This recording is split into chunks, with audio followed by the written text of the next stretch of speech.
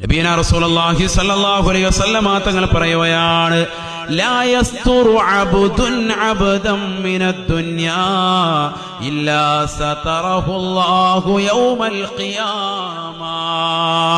ഈ ദുനിയാവിൽ ഒരു മുസ്ലിമായ വ്യക്തി മറ്റൊരു മുഅ്മിനായ മനുഷ്യന്റേതാകുന്ന വിഷമവും പ്രയാസവും അഥവാ അവനിലുണ്ടായ ന്യൂനതകളും മറച്ചു വെച്ചു കഴിഞ്ഞാൽ ആഖിറത്തിൽ അല്ലാഹു സുബ്ഹാനഹു വ തആല ഈ മറച്ചു വെച്ചവന്റേതാകുന്ന സർവ്വന്യൂനതകളും അല്ലാഹു മറയ്ക്കുമേ എന്ന് ഹബീബുനാ ശഫീഉനാ റസൂലുള്ളാഹി. നമ്മൾ ഓരോരുത്തരും തെറ്റുകാരല്ലേ മുഅ്മിനീങ്ങളെ. നമ്മുടെ ന്യൂനതകൾ അല്ലാഹു ആഖിറത്തിൽ വെളിവാക്കില്ല. ലോകരുടെ മുന്നിലെന്നും ഹബീബുനാ റസൂലുള്ളാഹി. ഈ ദുനിയാവിൽ നിനക്കൊരാളുടെ ന്യൂനത വെളിവാക്കാൻ പറ്റുന്നത് ഒന്നില്ലെങ്കിൽ നാട്ടുകാരോട് പറയുക, കൂട്ടുകാരോട് പറയുക, സോഷ്യൽ മീഡിയയിൽ ഇടുക. ഇതിനപ്പുറത്തേക്ക് നിനക്കൊന്നും പറ്റൂല.